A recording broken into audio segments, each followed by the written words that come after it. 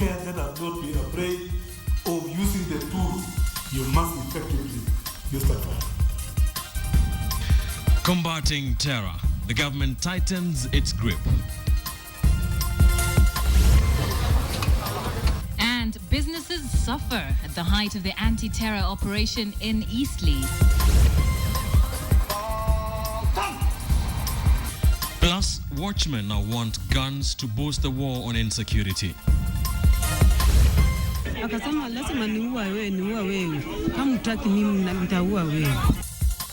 It's also a narrow escape for a Kisumu woman in a love triangle. This is KTN Prime with Nancy Kachungira and Ben Kitili.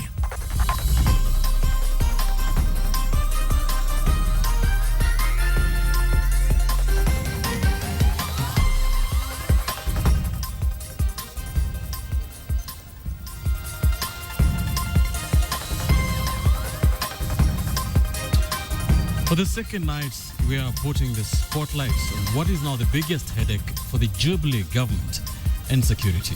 Since 2011, there have been a total of 30 attacks in Kenya involving grenades or improvised explosive devices that in the past year alone have left at least 38 people dead and over 100 injured.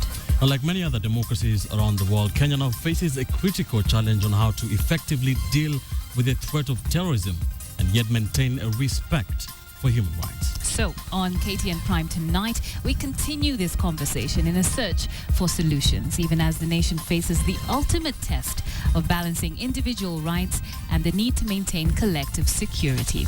Our special coverage, Tide of Terror, begins now.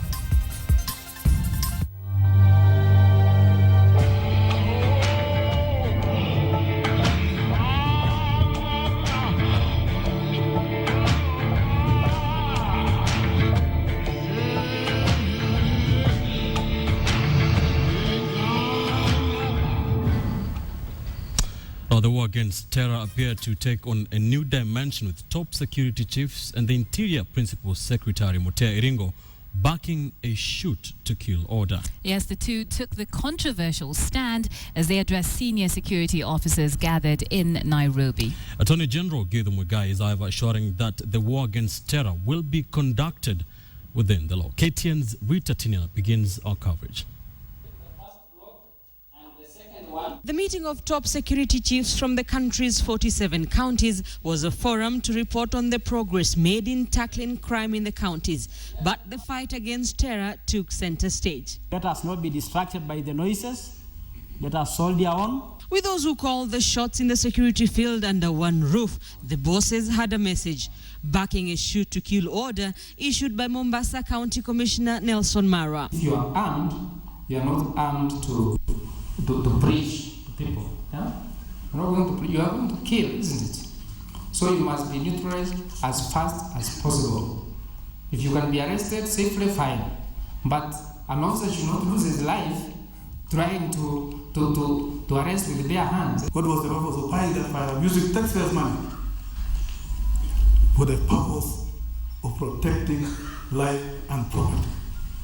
How do you protect it? By just carrying it to be seen that you are carrying it, you must effectively use that fire. The government has come under criticism over the shoot-to-kill order, and the Attorney General is making an assurance. We are concerned that there are indications that some moves and actions that have been taken so far may be in contravention of the Bill of Rights. All the security forces will use, in the language of the law, all reasonable force. The Inspector General of Police is asking his officers to be bold in the fight against terror. Don't be scared by some quarters that you have given orders to shoot to kill. The meeting of security chiefs was held as a security operation in Eastleigh entered the 8th day. Close to 4,000 people have been arrested so far. Leader of majority in the National Assembly, Aden Duale, is accusing the government of targeting the Somali in the operation and has threatened to resign. Some MPs are daring him to do just that. And we are telling him very clearly that if he continues in that direction, he need not resign, because we force him out ourselves as members of Jubilee. The Inspector General of Police admits there are fault lines in the sharing of intelligence and is calling for teamwork and boldness by police officers. But for a government that has been battling hard to win the war against terror, it will take more than just the law, courts, a shoot-to-kill order, guns and ammunition to win the war. Rita Tinina, KTN. Focus on security has shifted to the busy and Somali-dominated Eastleigh area of Nairobi. However, the effect on that has been a significant reduction in business activity. Multi-storied shopping complexes have remained closed for days, with both businessmen and customers fearing for their safety. But as KTN's Edith Kimani reports, it is more than IEDs keeping shop owners from their jobs. It is an unusually slow business day in Eastleigh. The multitude of people on the busy streets may show a different story, but the truth lies in these closed shops. Tens of them in various multi-storied complexes sealed shut. Majority of those who run shop here, we're told, are either registered or unregistered refugees who say they will remain shut as long as there is a police swoop. Hapana, sisi peke yetu ndio tulikuwa tukiulizwa vipande. Mbeleni ilikuwa ni wa Somali. Lakini baadaye imekuwa hata wananchi wote wanaulizwa vipande. According to Haj, it is this large population of illegal immigrants that supports the economic hub that is Eastleigh. In fact, recent reports from Sharia-compliant banks suggest that Eastleigh has the highest volume of M-Pesa transactions per square kilometer. And businessmen say they're losing out on big money. Watu wakati waliona mji wa Eastleigh imefungwa kama mahali ambaye iko emergency law, watu wengi sana walikimbia. Waangalie uadilifu na waangalie haki. Sisi hatutaki ni watu wanaita magaidi, tunapambana pamoja, lakini hatutaki kitu unaita ubaguzi ya rangi. The headache for police officers has been how to discern Kenyan Somalis and legal aliens from refugees without grounding business to a halt. Sisi iko ardhi ya kushinda Kenya, lakini tumetoroka juu ya vita. Sisi watu ya refugee, hauna kama anataka vita anakaa kwa Somalia. Unaona, Somalia iko vita. Anataka kukaa kama anataka vita. Sisi wanataka amani. A concern that continues to keep residents of Eastleigh on their toes and away from work. Edith Kimani, KTN. Edith Kimani reminding us that this security crisis is affecting businesses too. Well, let's go to our next question. To arm or not to arm private security guards? That's the big question that's being asked. With the rising cases of insecurity and terrorism, the guards now want the government to arm them. But as Wilson Buru did find out, Kenyans are still quite divided over the implications of this move. With the escalating crime rate in the country, private security firms want to be enabled to protect themselves. The Kenya Private Security Workers Union wants the government to take the security of the guards more seriously by providing them with training as well as equipping them better to ensure they carry out their responsibilities diligently. And we believe if we are allowed to carry guns, some of these simple crimes can be reduced. The debate on whether to arm private security guards is not a new one. Last year, the union called for the arming of their members following the Westgate attack in September, which left at least 69 people dead. The guards argued that had there been armed guards at the mall, the scale of the attack could have been reduced. However, even in the wake of the Westgate attack, Kenyans are still expressing mixed reactions on the issue. Kama uwezo wako nayo na ujuzi wako nayo ya kuitumia, ni vizuri waipewe, sababu nayo security imefika mahali imekuwa sasa ni too much. Let's say when these gunmen approach them, how will they defend themselves? The first case. If you say that you issue firearms to all security guards, you would not really be addressing the security issue. They're going to be allowed to use the guns, then indeed they must undergo training, professional training. The union says the Private Security Regulation Bill 2013, which is awaiting the second reading in Parliament, will promote a better national and international image for the private security firms. the Ugandans are also being given guns. They're carrying guns. Before they give us the guns, we are supposed to have an institution whereby we shall undergo certain training. You don't just issue guns before actually you undertake a training course. That has been the fear from the government side and other quarters, that if you give private security guns, they'll misuse the guns. We are saying no. Among the bill's objectives is to provide for a framework of regulation of the private security industry in accordance with the values and principles set out in the Constitution. Among the provisions of the bill is the establishment of an authority which will register and license all persons involved in or conducting private security services in Kenya.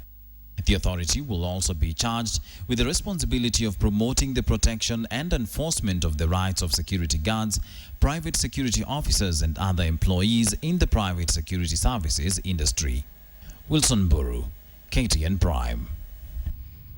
That is the big story tonight, and it leads us to a big question tonight. We are asking you, should watchmen be armed? Should Kenya follow in the footsteps of our neighbors Uganda and arm private guards? Send us your yes or no response with the brief comments to the number 22155.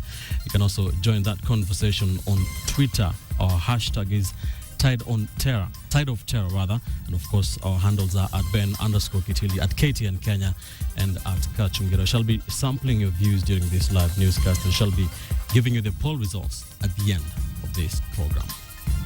Let's now bring in the newly appointed chair of the Kenya National Commission on Human Rights, Kagweri Mbogori. It is her first live interview. She took office today, just thrown right into the fire.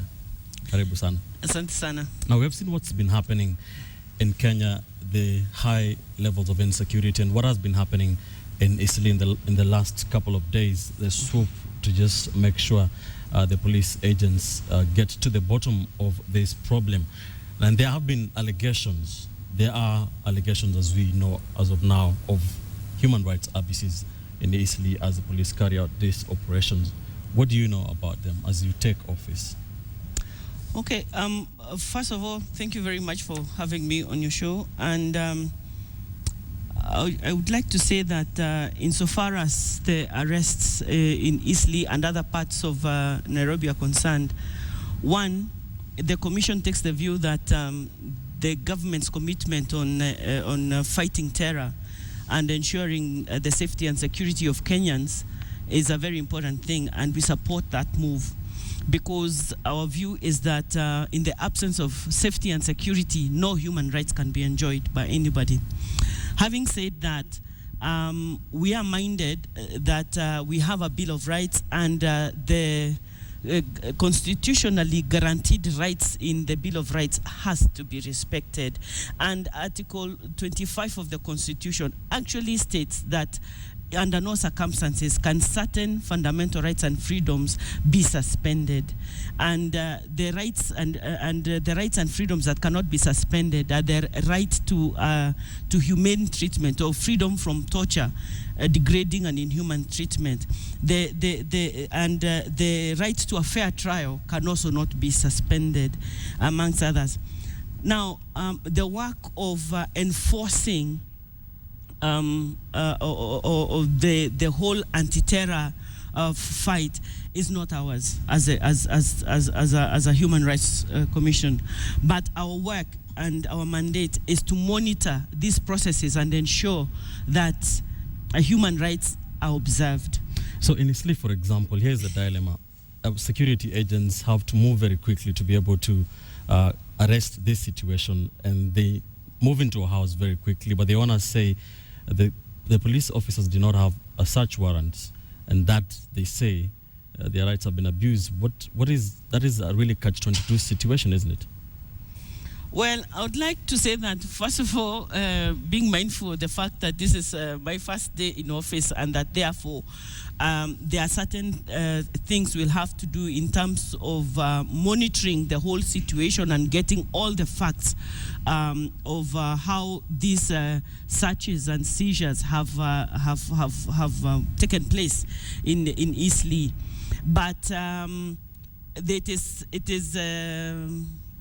the Attorney General's position today was that the work of fighting terror in this country by security forces is going to be done in accordance with the law. Now, it may be that these searches have been done with bona fide warrants. Insofar as there may be no warrant, legal warrant for allowing policemen to enter into people's houses, then that could be a violation. To the extent that other violations may take place during the process of the whole arrest, then those are some of the things we'll also monitor and establish. But right now, I cannot say one way or the other whether there have been any violations because I'm not seized of all the facts. Okay, so today the Principal Secretary of Internal Security, Mutairingo, backed the shoot to kill order that has been floated around. What is your take as the chair of the KNCHR? We, as a commission, we have taken a serious issue with the shoot to kill orders. And that is because when there's a shoot to kill order, it means the person who is the target does not have a prayer. They will not have their day in court. They will not have. They will not avail themselves of a fair trial, and these are some of the rights that the Article 25 of the Constitution says that cannot be suspended, even in cases of emergency.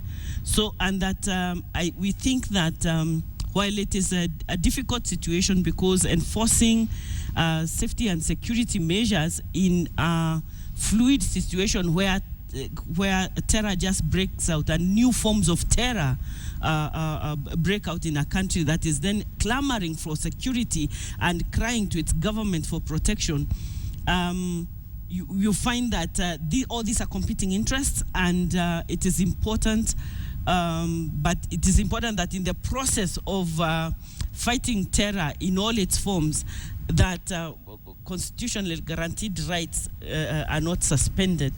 So that is our position, is that we take great issue with shoot to kill orders. We think that the police will have to do better at investigating and arresting on basis of the intelligence that they have gathered and proceed from there. Now, as you take office as chair of Kenya's prime Human Rights Watch body, what is your commission going to do to make sure that human rights are observed, even as the Kenya security agencies take this tough stance on insecurity in Eastleigh and in other parts of the country? What are you going to do to make sure that that is observed? Our biggest mandate as the Human Rights Commission is to ensure that the promotion and protection of human rights in this country and the development or the establishment of a human rights culture within Kenya, and also to ensure compliance with human rights standards in accordance with the human rights treaties that we have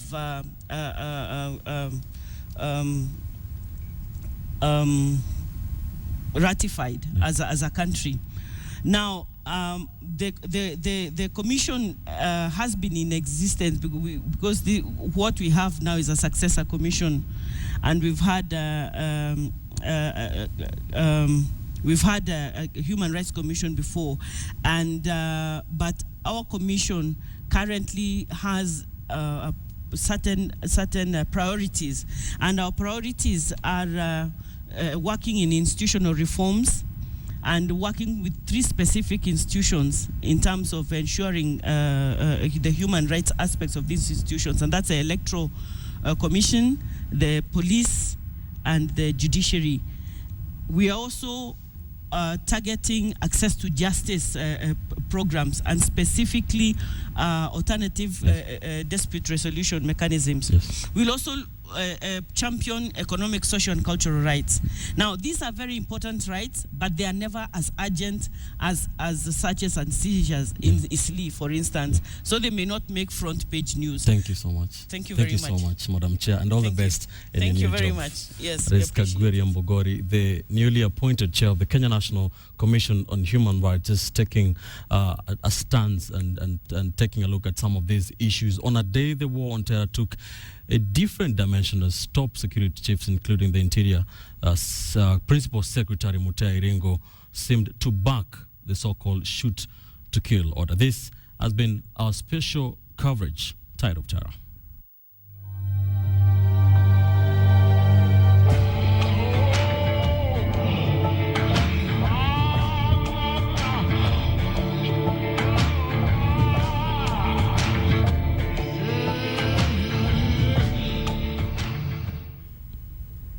Remember to join the conversation on social media. Our hashtag is Tide of Terror. Let's switch gears a bit now. The battle for supremacy between Kotu and Pusetu is not about to die anytime soon. Each day comes with a fresh exchange of words between Kotu Secretary General Francis Atwoli and his Pusetu counterpart Charles Muhwaya.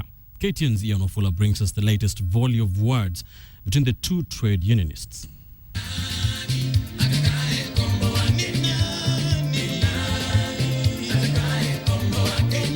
United by songs, but divided by the tunes.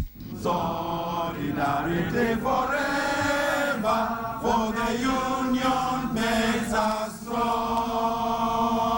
Founded in 1965, the Central Organization of Trade Unions, widely known as KOTU, has over the years been on the forefront in advocating for better working conditions and protecting the rights of the Kenyan worker.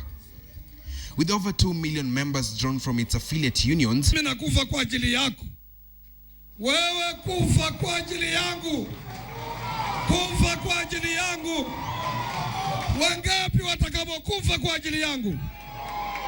The union has enjoyed a fanatic following. Nonetheless, the union has also been the main, if not the only, organizer of the Labor Day celebrations marked annually. It has been smooth running until now. We are charting a new front, a front that is interested in taking care of the worker. The Federation of the Public Service Trade Unions of Kenya, abbreviated as Pusetu-K, was recently registered as a new labor union and has since added a number of affiliated unions. Some individuals in the government to sponsor a group of some disgruntled element. We are organizing ourselves. We want to get rid of self-interest in the labor sector. As Pusetu is expected to be officially unveiled Tuesday by top government officials drawn from different ministries, they have vowed to take over the planning of this year's Labor Day celebrations. We are not praying for anyone to grant us an opportunity to organize, moderate the Labor Day celebrations come May 1st. We are demanding because it's our right. Sasa wewe unakuja jana, hata makamasi hujajua kutoa kwa mapua. Unaanza kuuliza Atwoli ni nini, Kotu ni nini? Hujui kile unachosema. Kama ungelijua, huwezi kusema maneno kama haya. In less than 1 month, all roads are expected to lead to the country's biggest gathering of workers drawn from both the public and private sector. Now the question remains as to just who between Kotu and Pusetu will be in charge. Ian Wafula, KTN. Let's head over now to news from Kisumu, where an administration police officer was interdicted today after he sprayed his former girlfriend's iron sheet shack with bullets. The man is said to have suspected infidelity. Fred Omulo gives us the details of that story. Witnesses say the officer had gone to his lover's house around 9 p.m. last night, but she refused to open the door. Suspecting that there could be another man in the house, he rushed back to the Shauri Moyo AP lines where he picked up his weapon. Sasa niliambia tu mimi sitaki maneno yako, achana na mimi. Akasema lazima niua wewe. Kama hutaki mimi nitaua wewe. Ni bwana yako ama ni nani kwako? Bwana yangu. Ni rafiki yako? Alikuwa rafiki yangu kwa zamani na nilikuwa nimeshawachana na yeye. The woman and her son, who were awoken by the sounds of gunfire, hid under the bed till the end of the melee and escaped unhurt. However, a neighbor narrowly escaped death when a bullet hit her on the leg, while a child who was scampering to safety was bruised on the arm. Huyu mama yeye iko na wanaume mbili hapa ndani ya boma hii. Miki sakanya yeye kila siku wacha ndo na bwana wawili watamwisa watu hapa. Anakataa. Kila siku huyo mtu naitwa Salim. Analeta chakula, analipa nyumba, analipa saluni. Na hiyo mwingine sijui nalipa nini, unga na makaa. Sasa mimi nauliza wewe bado mdogo, unafanya hivi vitendo kwa nini? Nasema hiyo watu yote nasaidia mimi. Sources indicate that the officer in charge of the firearms at the station has also been demoted for issuing the weapon to an officer who was not on duty at the time of the incident. From Kisumu City, I am Fredo Mulo. From the drama in Kisumu tonight, private security guards are asking the government to arm them in efforts to deal with the rising levels of insecurity. And on the big question tonight, we are asking you, should watchmen be armed? That's right, and thank you for your feedback so far. You can keep that coming. Tweet us at Kachungira @Ben_Kitili or send a text message 22155. Start with a yes or no and let us know what you think. Here's a response. This one actually I found quite interesting. Came from, just found it here. This is Evans Opakasi, who says, I disagreed with a female guard over checking me and she almost hit me with a rungu. What if she had a gun? Interesting, and keep those SMSs coming. Right now, though, we take a quick break, but don't go too far. This is KTN Prime. Just ahead, an emergency drill on train derailment sends Kibera locals into panic mode. Tutaki kitu unaita ubaguzi ya rangi. Sisi ndio tulichagua hawa. Sasa wanafanya sisi tukue ndani ya nchi yetu wakimbizi.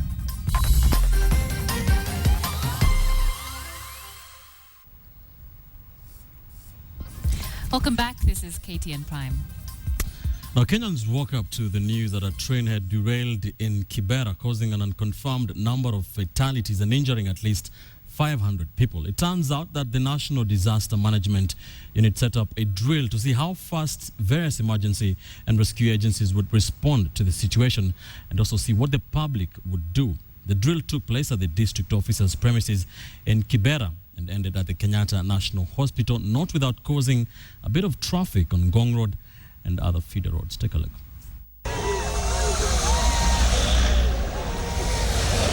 The train supposedly derailed at around 3 o'clock this morning.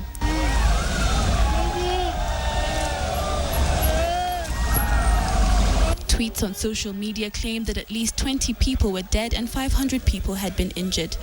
The word spread given that it is a likely accident owing to the fact that a number of people in Kibera live dangerously close to the railway line.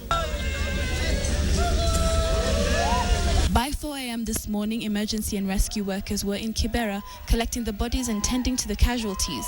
By this time, residents did not know what was happening apart from that people were injured and needed help. What was happening today is we are under mass casualty surge capacity testing.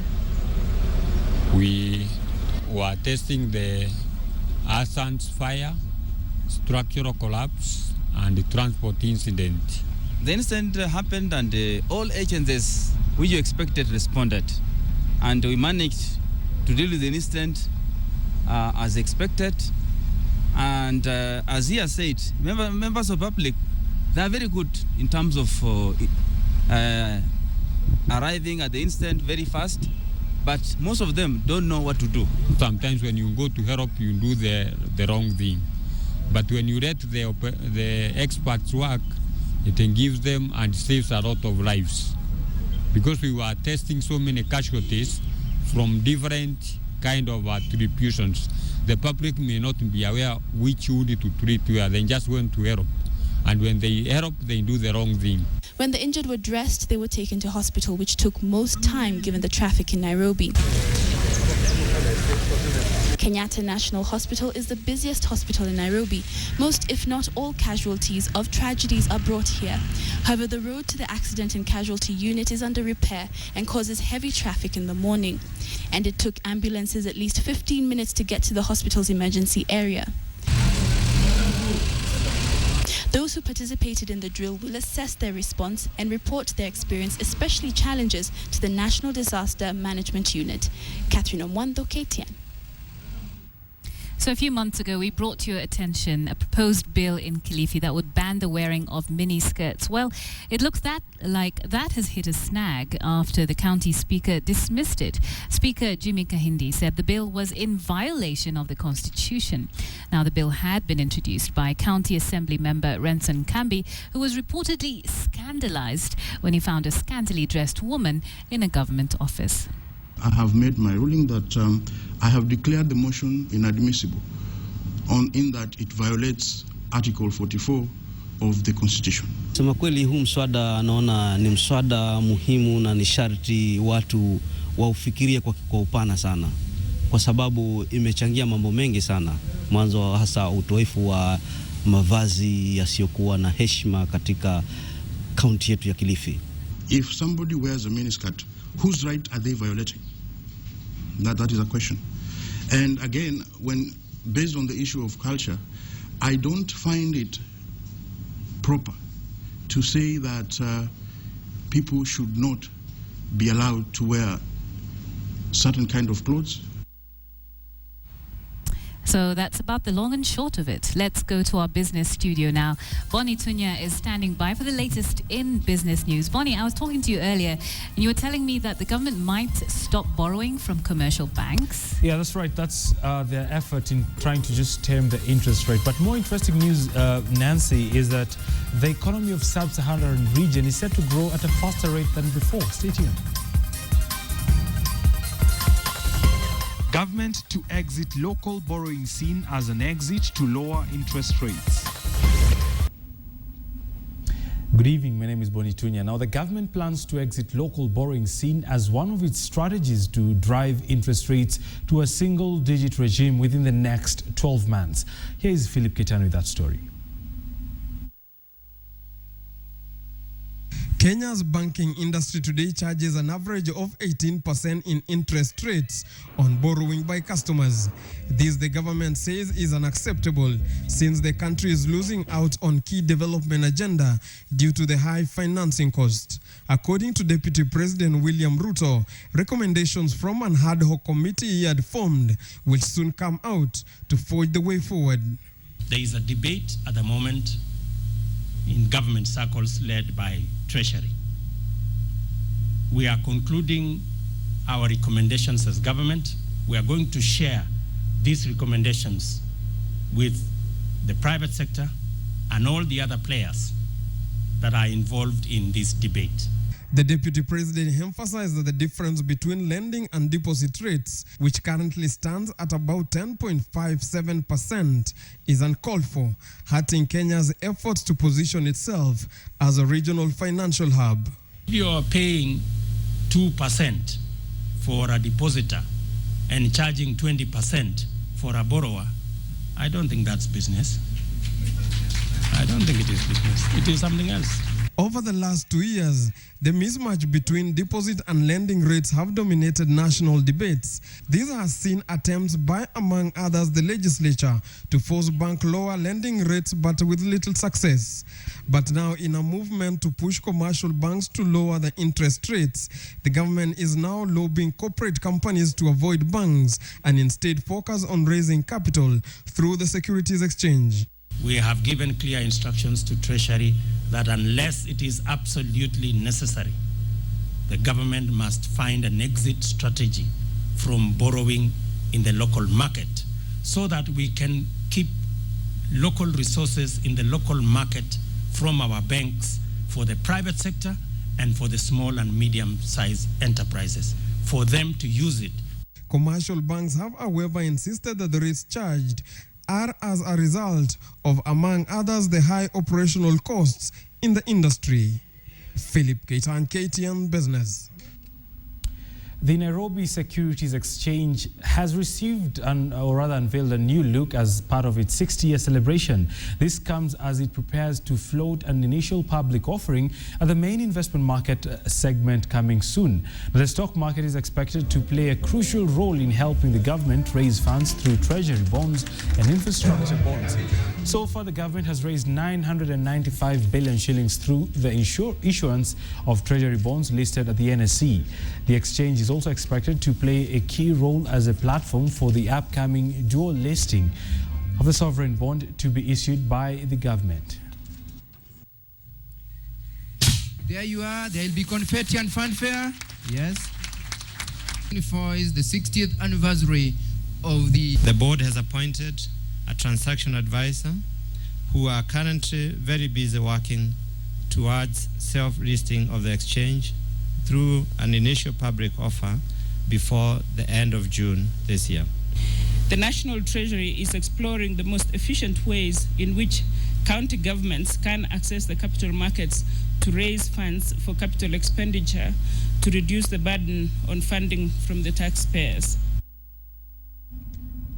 Right, so yesterday we saw the rebasing of the Nigerian GDP, making it the biggest economy in Africa. And today, the World Bank has forecasted that sub-Saharan African region will grow its average growth domestic product to 5.2% in 2014. Now, this is an improvement from 4.7% recorded last year, boosted by rising investment in natural resources, infrastructure, and strong household spending. Here's KTN's Charles Gitonga. Has been seen in other regions of the world. In a video conference from Washington, D.C. to various African states' capitals, the World Bank said that economic growth was notably robust in resource-rich countries like Liberia, Equatorial Guinea, and Sierra Leone. Non-resource-rich countries also joined the growth list, among them Ethiopia, Rwanda, and Uganda, which grew over 7% in 2013. There is a difference between countries relying on natural resources and commodities such as oil, and diamonds, gold, copper. Countries that are very abundant in those resources have been growing faster than others. Lower international food and fuel prices and prudent monetary policy slowed inflation to 6.3% last year, compared to 10.7% in 2012. This, the World Bank says, boosted household real incomes and spending power, further pushing down poverty levels. Because of this growth, poverty in Africa has been on the decline for at least 15 years. The bank further noted that foreign direct investment has expanded more than 30-fold in the last 2 decades on the back of extended commodities boom in frontier markets of Kenya, Ghana, Nigeria, Tanzania, and Uganda, among others. They, however, remarked that the services exports market remained largely untapped, growing at the slowest pace compared to other developing regions. Globalization of services is actually an untapped area of growth for Africa, but some countries are beginning to enter this and increase their exports of modern services. The region's infrastructure deficit, they say, is most acute in energy and roads, adding that unreliable, expensive electricity supply and poor road conditions continue to impose high costs on business and intra-regional trade. Charles Gitonga, KTN Business. All right, I'm told my time is out, so let's quickly go to the numbers. The look at the financial market review coming up next.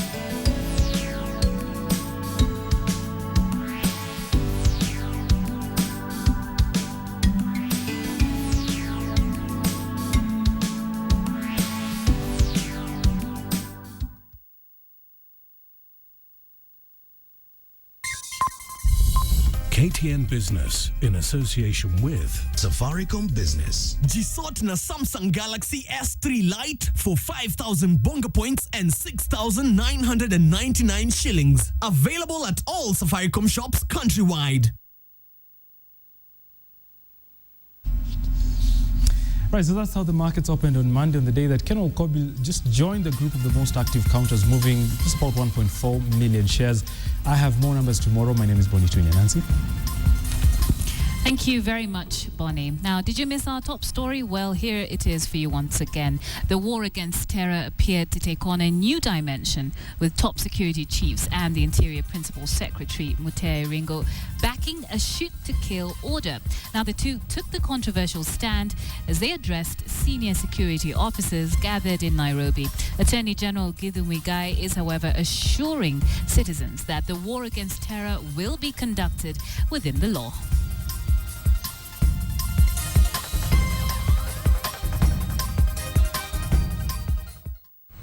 Right, let's go to our big Q. Tonight we're asking you whether you do think that security guards should be armed. Thank you for your responses. They're all very interesting so far.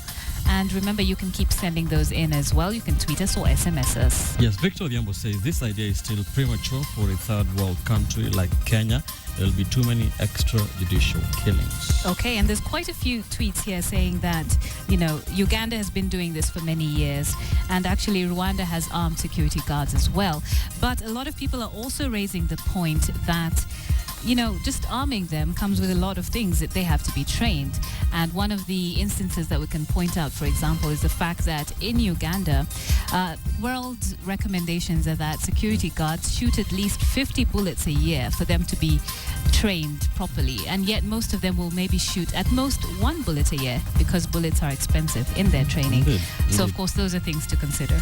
Yeah, keep those SMSs and tweets coming. Time to take a look at what's happening in the world of sport in this first day of the week. I take you to the sports studio where KTN's Nick Mudimba is standing by with the latest. Nick, what's happening in sports? All right, we have lots for you tonight, and of course, comparison between Tanzanian League and of course our Kenyan League.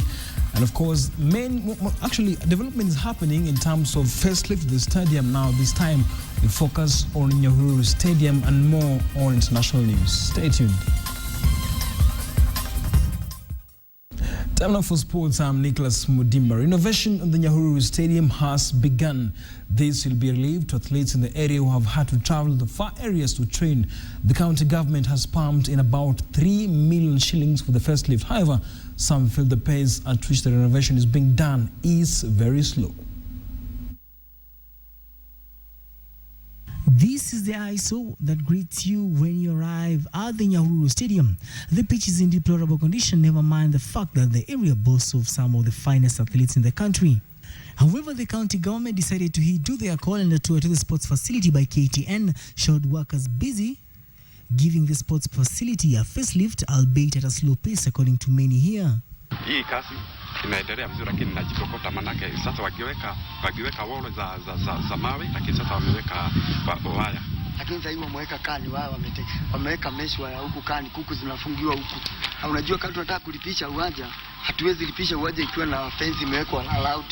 Many expected that the renovation would help the sportsmen and women as well as offer employment to the youths.